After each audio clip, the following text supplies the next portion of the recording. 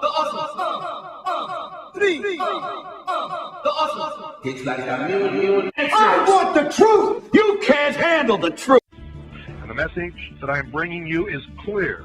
It is concise, and there can be no mistake in its interpretation. You must wake up now or be enslaved. The war has begun many years ago. The war was declared by our enemies upon us. You had better listen. Let me tell you why you're here. You're here because you know something. What you know you can't explain, but you feel it. You felt it your entire life, that there's something wrong with the world. You don't know what it is, but it's there, like a splinter in your mind, driving you mad. It is this feeling that has brought you to me.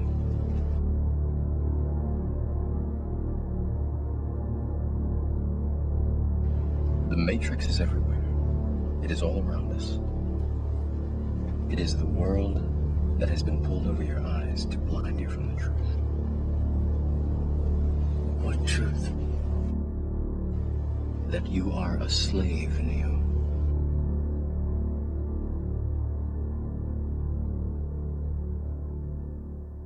Like everyone else, you were born into bondage.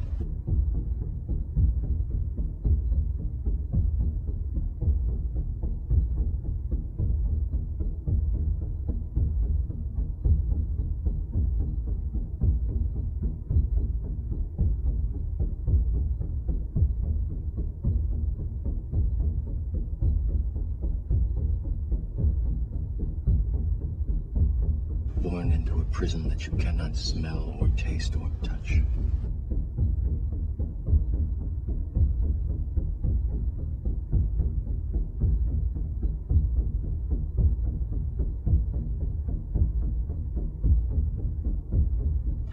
A prison for your mind.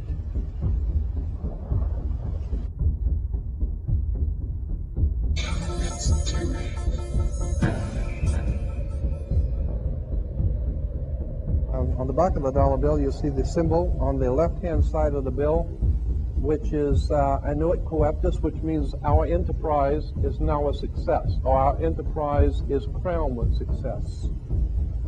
Annuit coeptus. So you say, fine, so you have an enterprise and is now crowned with success. What enterprise are you talking about? Novus ordo seclorum. Novus is novus, meaning new. Ordo is order, and seclorum is where we get the word secular, meaning the world. So it's new order of the world, the new world order.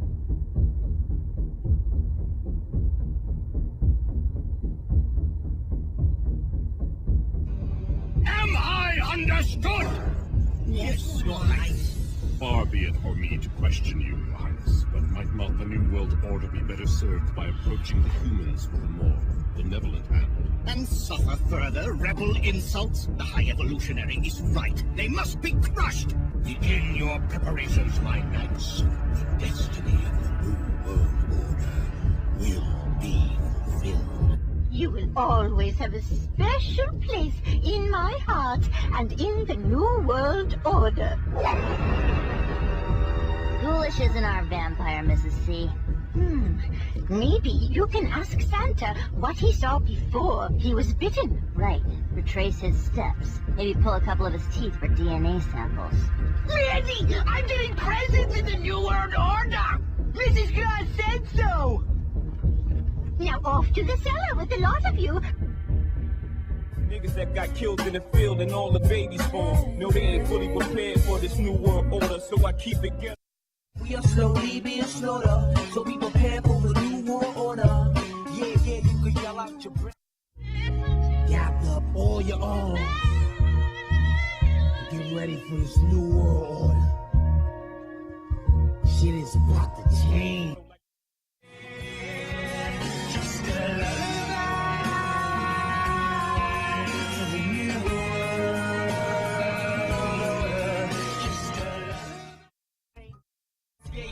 Through this hole that is gaping, this world is mine for the taking. Make me king as we move toward a new world order. A normal life is boring, but superstar.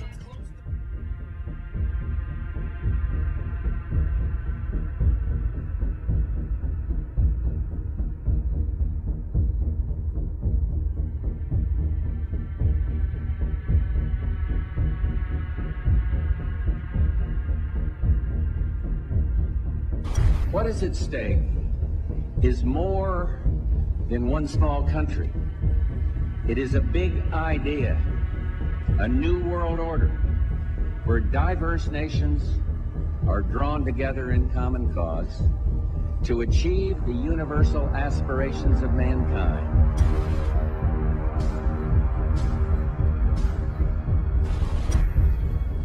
The world that maybe some people dreamt of at that conference back in Bournemouth, when it looked as if maybe history would end, that liberal democracy would triumph, that free market economics would slowly progress, and we'd have a new world order.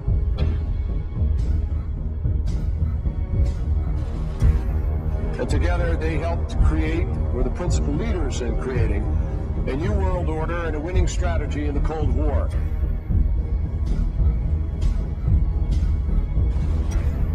We are part of a new world order. And as the recently departed Admiral William J. Crow once said, it's long on new and it's short on order.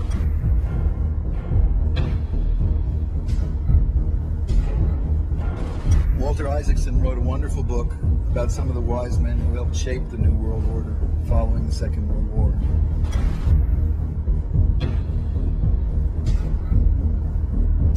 As we devise a way forward in Iraq, I urge the international community to embrace its responsibility for creating that new world order. A new world order based upon collective action.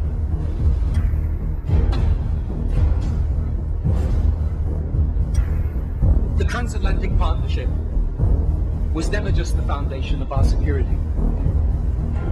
It was the foundation of our way of life. It was forged in experience of the most bitter and anguished kind. Out of it came a new Europe, a new world order, a new consensus as to how life should and could be lived. New World Order. Billions of people on planet Earth are living in ignorance. Before your very eyes, politicians are advancing a global plan. Since the time of Napoleon, secret societies have been influencing politicians to take over. Now, in the 21st century, their work of ages is coming to fruition. The New World Order is about the centralization of power. Actually, the idea of global governance and a one world order has been around for centuries, and the term New World Order has been used frequently in recent history.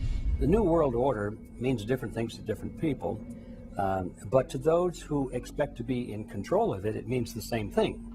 It means all the world under their control. The first in-depth publication of note was Samuel Zane Batten's work, The New World Order, which was published in 1919. Under the cloak of Christianity, this order speaks of a new world rising and advocates social control over all people and all resources. It promotes a world federation with a world parliament, an international court, and a global police force. The New World Order is like a rope. That rope is made up of cords of political, military, economic, scientific, cultural, and religious power that has always been pulling the world to a definite conclusion. Recently, that pull has been getting progressively stronger. Each cord of the New World Order rope is composed of people at the outer layers who have no idea what the ultimate goal of those at the center of each cord is. As people work their way to the center of each cord, the ultimate goal of those associated with the New World Order becomes clear. A one-world government, a one-world economy, a one-world military, a one-world society, and a one-world religion, all enforced with absolute control under a single world ruler. This goal is not democratic.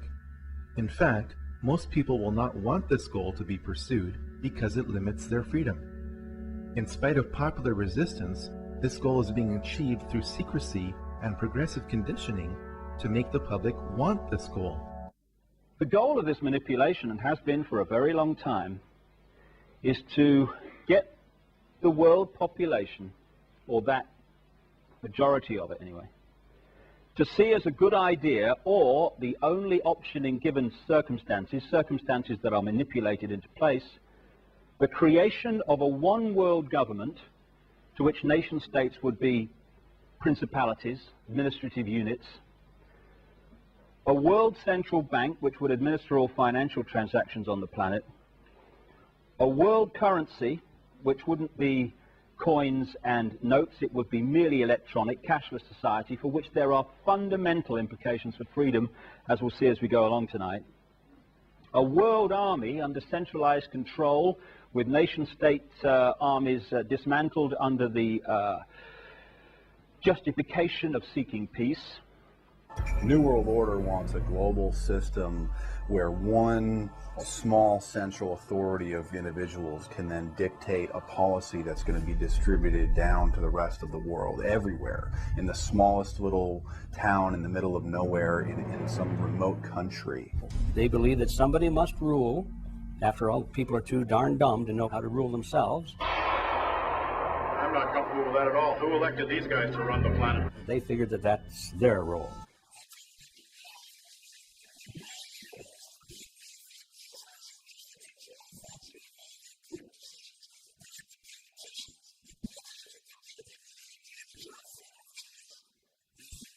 There is this like cozy little myth that is perpetuated between politicians and the media. Politicians walk the world stage as if they are the final arbiters of power in the world. So when a president speaks, the cameras run and it's flashed around the world, prime ministers and such like. Many of the strategies used to control populations were originally developed by Edward Bernays, who coined the phrase public relations. Bernays said that if you manufacture an authoritative figure who repeats the same messages over and over, that this will appeal to the masses' subconscious desires. Yes, we can. The unwashed masses will helplessly follow the leader and go along with any message they spout. Yes, we can.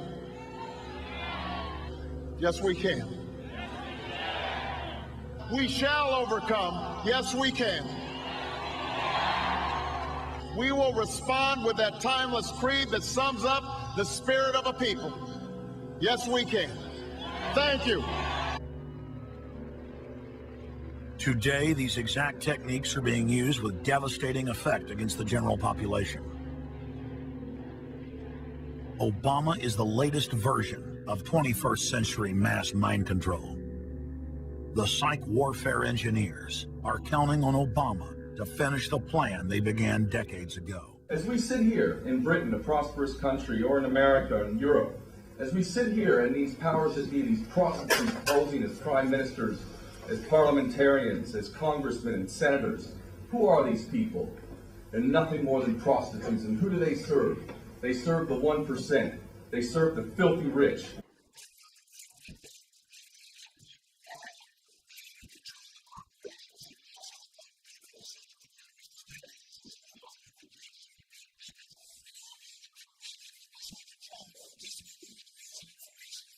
The media report the world as if presidents and prime ministers are the final arbiters and decision makers in the world, which means that the people above the level of presidents and prime ministers that really make the decisions, they're never looked at or exposed by the mainstream media because they're not accepted to exist.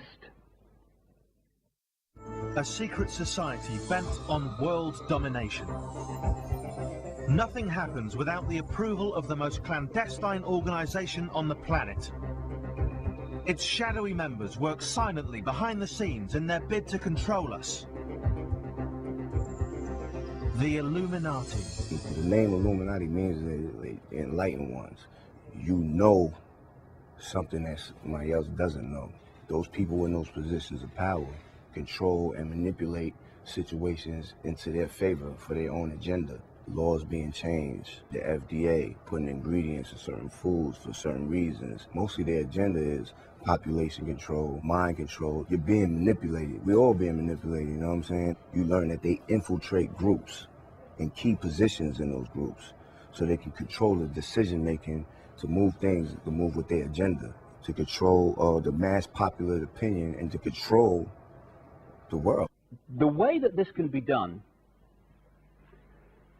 with a very few people, at the peak, that is because if you look at every organization today, be it a university, a school, a government, a secret society, anything, a multinational company, business of any kind, they're structured as a pyramid, which works like this. In any organization, you've got a very, very few people at the peak of the pyramid. That very few people know exactly what that organization's about, what its real agenda is, what it's really trying to achieve. The further you come down from that peak in any organization, you're meeting more and more and more people who know less and less and less and less about what the organization's really about. They only know their part. For example, if you take Paul Wolfowitz, who runs the World Bank, through him you can control the entire organization. You don't need to control what the dishwasher or the toilet cleaner thinks or does or believes in. You just need to control what he does and what he believes in, and what he does will permeate the entire organization. And that's how you control, with very, very small power base, an entire global population of 6 billion people. The CIA call this compartmentalization, keeping from everyone else in the pyramid how what they're doing in apparent innocence links in with what other people are doing in apparent innocence to produce a very sinister pattern. So the banking system is a pyramid going to a peak. The intelligence agency network in the world is a pyramid going to a peak. The multinational company network is a pyramid. So is the global media, and so on. And there is a global pyramid within which all these work, in which the peaks of all these individual pyramids, banking, business, media, etc., fuse into one peak. And up there, it's speculated by many people, there perhaps maybe no more than 13 families, 13 people at the peak, pervading down through these different levels the same basic policy, which is pushing the world towards more and more centralization of power. The Rockefeller family is often mentioned as one of the families that has been involved with the Illuminati for generations and have accumulated a vast amount of wealth and influence, allegedly because of this. Now, let's just talk about super wealth and super wealthy people. I can tell you now, after meeting quite a few of them, that they are very, very different to you or me. When I'm talking about super wealth, I am not talking about Puff Daddy who has allegedly 3 Bentleys. I'm talking about super wealth, family wealth, which was in the millions back in the 19th century.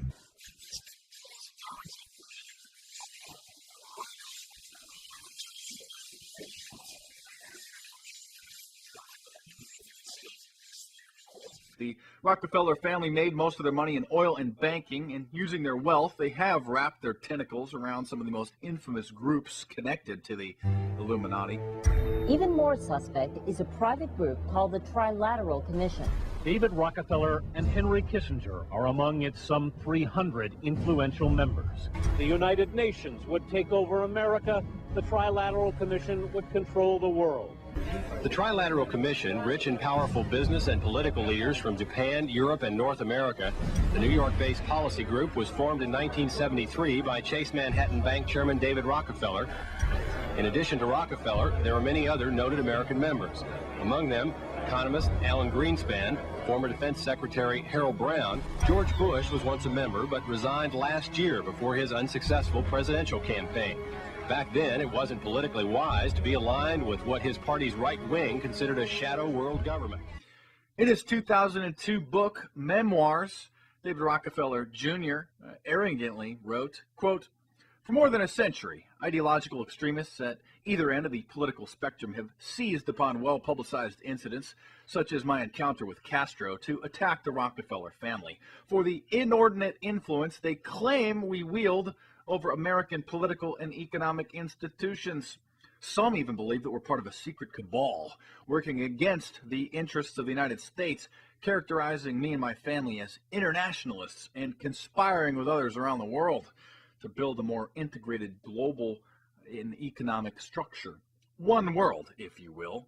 If that's the charge, I stand guilty, and I am proud of it. These are some of the reasons pressing us to lead vigorously towards the true building of a new world order. Rockefellers, come back. We don't want your new world order. You are not. You're killing a lot of people. You're killing a lot of people. Leave here. Leave Chile right now. Leave Chile. Leave Chile. We don't want your world government. Leave Chile right now. Leave Chile, okay? Leave Chile. Your family is the most disgusting in the world, you know? Leave here. Leave. You also, you're a traitor to Chile. Mr. Agustinello, you're a traitor to Chile, okay? You're a traitor to Chile. What you're doing right now, okay? Okay? Okay? You know everything. You know everything. You're participating with him. You're participating with him in this. Your world government will fail, okay?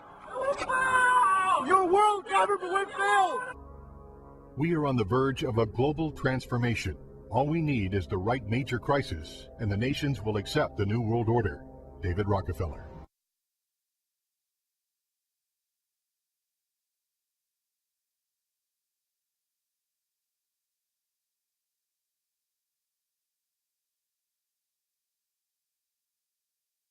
This Illuminati, this group who call themselves the Enlightened Ones, had gained positions of power through control of the banking system. The elite, including banking families that control many of the world's central banks, such as the Federal Reserve and other banks around the world. This fact was supported by historian Carroll Quigley, who in the 1960s was a Council on Foreign Relations insider. In his book, Tragedy and Hope, he states, "The powers of financial capitalism had another far-reaching aim, nothing less than to create a world system of financial control in private hands, able to dominate the political system of each country and the economy of the world as a whole. This system was to be controlled in a feudalistic fashion by the central banks of the world, acting in concert by secret agreements arrived at in frequent private meetings and conferences. The apex of this system must be the Bank of International Settlements in Basel, Switzerland, a private bank owned and controlled by the world's central banks, which were themselves private corporations." Carroll Quigley, Tragedy and Hope. So what is a central bank? A central bank is an institution that produces the currency of an entire nation. Based on historical precedent, two specific powers are inherent in central banking practice: the control of interest rates and the control of the money supply, or inflation. The central bank does not simply supply a government's economy with money, it loans it to them at interest. Then, through the use of increasing and decreasing the supply of money, the central bank regulates the value of the currency being issued. It is critical to understand that the entire structure of this system can only produce one thing in the long run: debt. It doesn't take a lot of ingenuity to figure this scam out. For every single dollar produced by the central bank is loaned at interest. That means every single dollar produced is actually the dollar plus a certain percent of debt based on that dollar. And since the central bank has the monopoly over the production of the currency for the entire country, and they loan each dollar out with immediate debt attached to it, where does the money to pay for the debt come from? It can only come from the central bank again, which means the central bank has to perpetually increase its money supply to temporarily cover the outstanding debt created, which in turn, since that new money is loaned out at interest as well, creates even more debt. The end result of this system without fail is slavery, for it is impossible for the government and thus the public to ever come out of the self-generating debt. Who's going to soak up the derivatives? Who's going to soak up the debt? Who's going to be penalized? And right now, it looks like Wall Street's getting bailed out, and the little guy in the middle of Main Street America are all going to pay the penalty. So while we're having these so-called austerity measures being played out in front of us, while education is becoming far too expensive for most working class people to be able to send their kids off to university, while our social services are being cut, systems are being privatized, and you're wondering how you're going to keep a roof over your head or a job and put food on the table for your family, we are paying debt. To who? This is the one question. The one question when they talk about the debt and the need to cut social services and increase your taxes, Why are we doing that? Because we're in debt. To who? Who do we owe the money to exactly? Do we ever think about that? Who do we owe the money to? I'll tell you who we owe the money to. The Rothschilds, the Oppenheimers, the filthy rich banksters that are running this system, that our corrupt prostitute politicians gave the power to these tyrants to do. And so it boils down eventually to the fact that the state is the all-important unit of society, and citizens exist only to serve the state. So we should ask ourselves, what is the state? Well, the state is the elite. The state is the royal, aristocratic hierarchy who are able to maneuver and live their lives in any way that they choose because they are super wealthy. And Henry Ford rightly said, it's a good thing that people don't understand the financial system, because if they did, there will probably be a revolution by the morning. And it's true. We owe money to the filthy rich. That's who we're in debt to. They could say, we're going to wipe the debt clean. For me, that wouldn't be enough. Are you kidding me? You think you're going to get off that easy? For hundreds of years, you've been enslaving the people in your debt-driven system, and you think that you're just going to be able to wipe the slate clean and that's going to be it? Hell no. If you don't hang from a lamppost, you should consider yourself lucky for the scam that you have perpetrated on the people. 1775, the American Revolutionary War began as the American colonies sought to detach from England and its oppressive monarchy.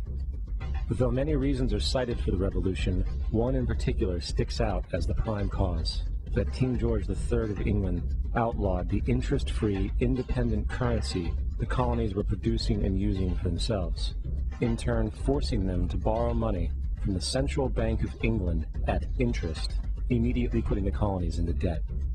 And as Benjamin Franklin later wrote, the refusal of King George III to allow the colonies to operate an honest money system which freed the ordinary man from the clutches of the money manipulators was probably the prime cause of the revolution.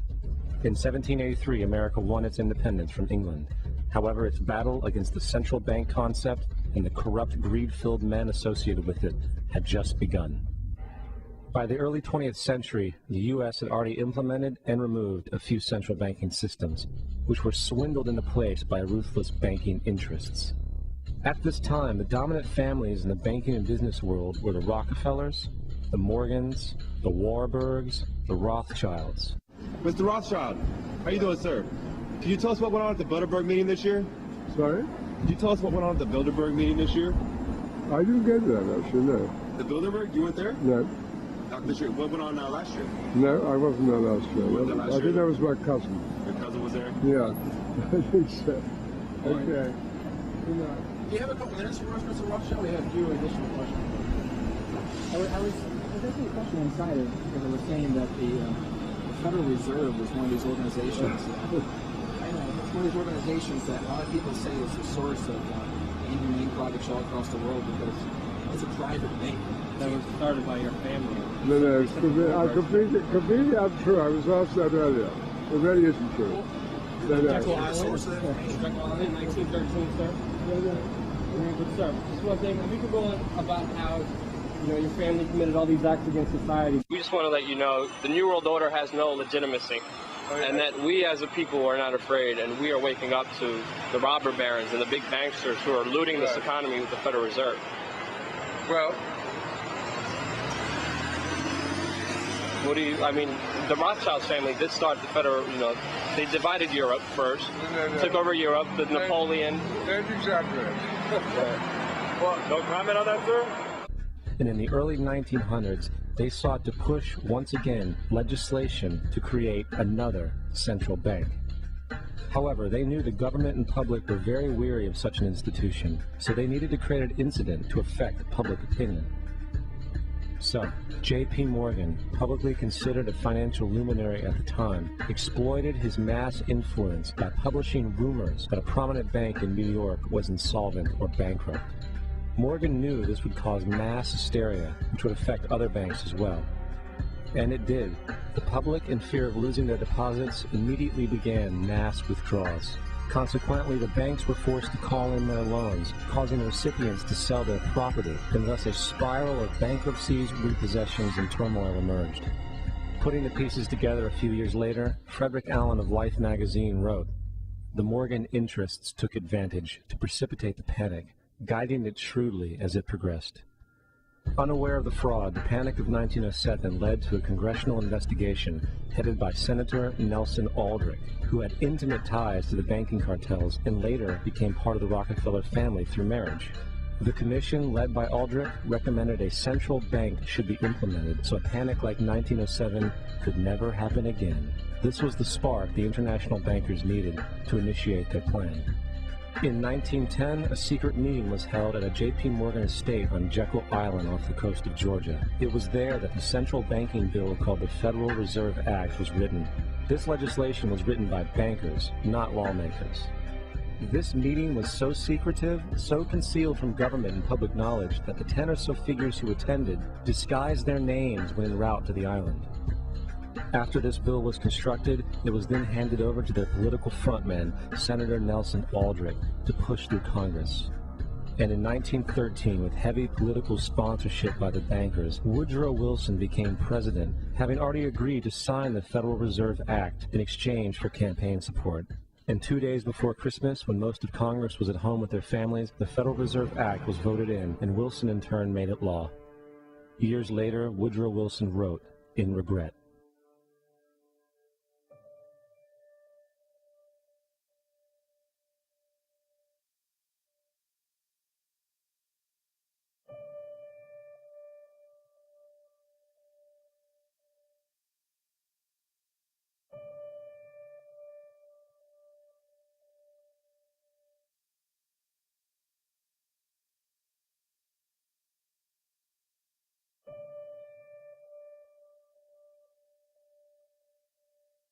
Congressman Louis McFadden also expressed the truth after the passage of the bill.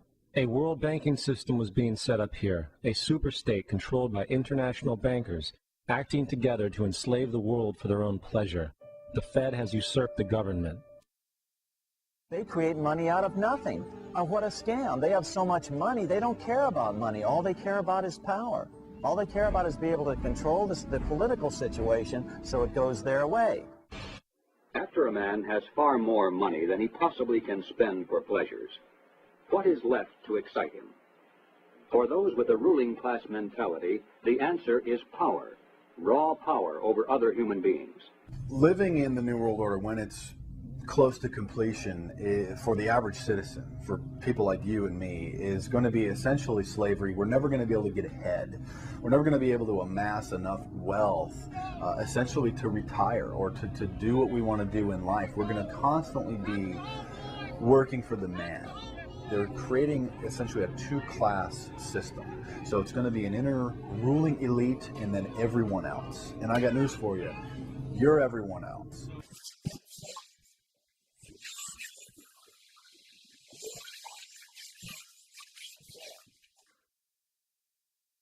If the Illuminati were successful and their dream would come true, it would be a virtual hell on earth. That is what the New World Order is all about. It's a living hell. It's Orwell's worst dream and nightmare. In the near future, Earth is dominated by a powerful world government. Once free nations are slaves to the will of a tiny elite. The dawn of a new dark age is upon mankind. Countries are a thing of the past. Every form of independence is under attack. Close to 80% of the Earth's population has been eliminated. The remnants of a once free humanity are forced to live within highly controlled, compact, prison-like cities. Travel is highly restricted. Superhighways connect the megacities and keep the population from entering into unauthorized zones.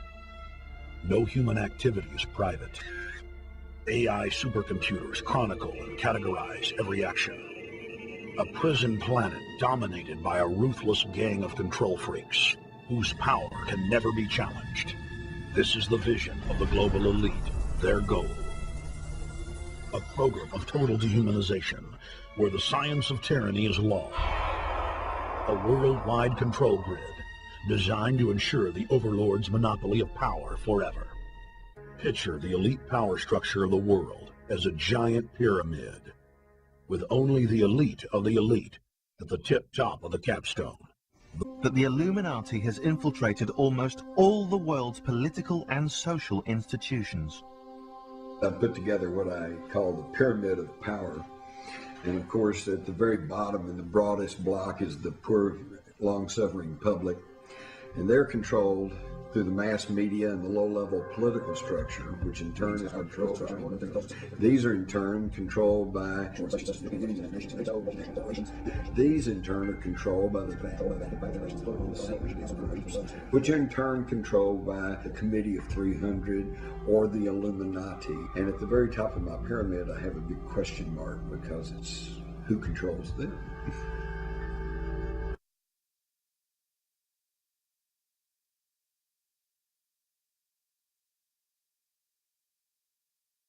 And at the very top of my pyramid, I have a big question mark because it's who controls them.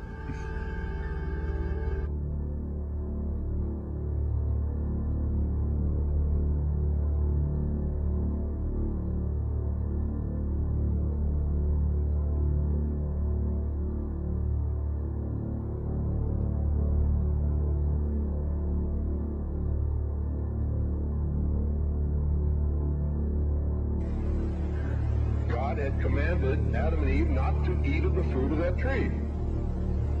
If you do, ye will surely die. Isn't that the commandment? Lucifer, through his agent Satan, on the other hand, told Eve, God lied to you. He's holding back the fact that you too can become God. But first you have to eat of the fruit of this tree. And if you do, you will surely not die, but shall become as gods. Isn't that true?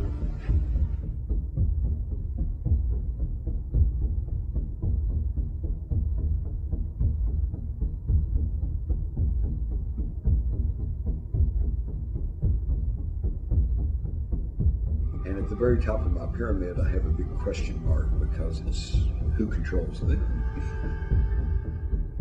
Lucifer is God. The true and pure philosophical religion is the belief in Lucifer. To the secret societies, Lucifer is always depicted as a benevolent, peace-loving God with nothing but the best intentions for the human race. Among Luciferians, God is seen as evil, trying to keep knowledge away from man. The same scenario was repeated in the Garden of Eden, when the snake explained to Adam and Eve that God didn't want them to have knowledge that would make them wise. Adam and Eve were held prisoner in the Garden of Eden by an unjust, cruel, and vindictive God.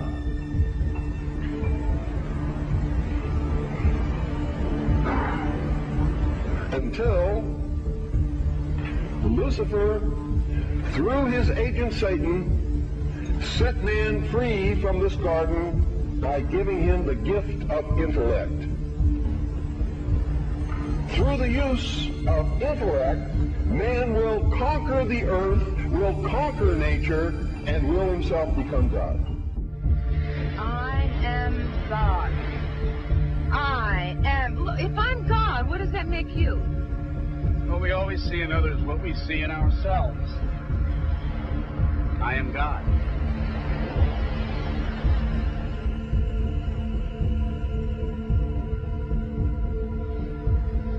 I am God. I am God. I am God. I am God. I am God. This is mass madness, you maniacs!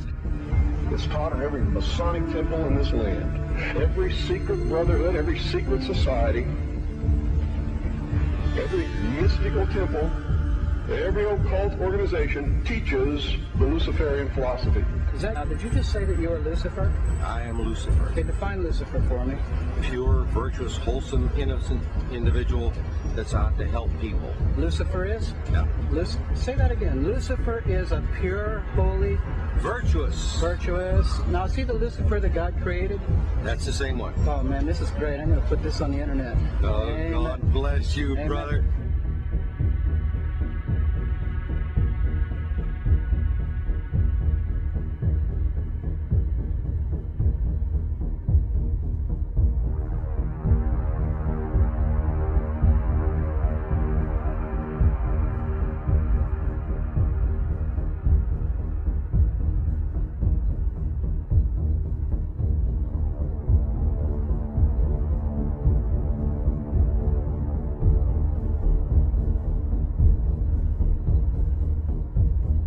Secret societies often portray the goat of Mendes sitting in the Baphomet position. A statue of George Washington himself, a high-ranking Freemason, shows one of America's founding fathers sitting in the same occult posture as Crowley's goat-headed devil. We're talking about occultic forces. We're talking about the five-pointed pentagram, which was used by satanic worshippers for thousands of years. If you take the 5 points off of a five-pointed star, or a pentagram, you have left in the middle a pentagon. The pentagon is directed toward the North Star because, according to the ancient Babylonians, that's where you gathered power from the gods of the North in war. Historically, this five-pointed star was man. Right? It meant man. It's a good thing. And if you flipped it upside down, the upside-down five-pointed star with the goat, with his chinny chin chin and his ears and his horns, was the sign of Satan worshippers. It was a satanic star. Now, you can see on the American flag, our stars are right side up. All across America, you'll see symbols with five-pointed stars. The stars are right side up, the man stars. But around the year 2000, the Republican Party changed their logo from the stars being right side up to the stars being upside down. Coincided with the coming on the scene of George W. Bush and Karl Rove. Very strange. I think they need an exorcism. Let's exorcise them. Here's the exorcism. Number one, end the Bush tax cuts. Number two, end the Bush wars. And number three, end the crazy notion that corporations are people and that money is speech and that the rich can buy our nation.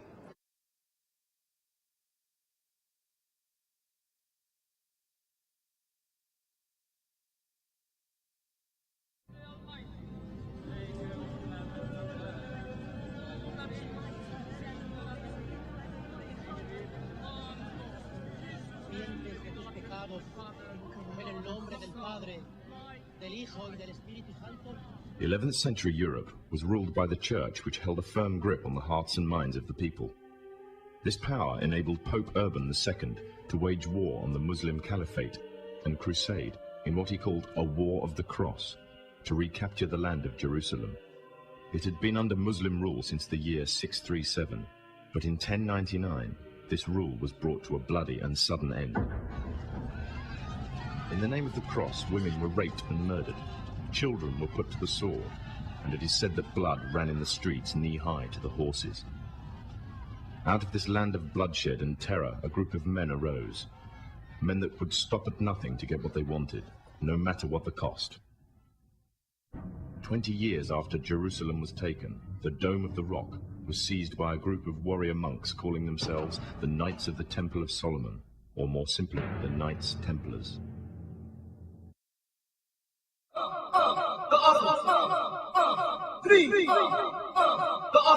It's like a million.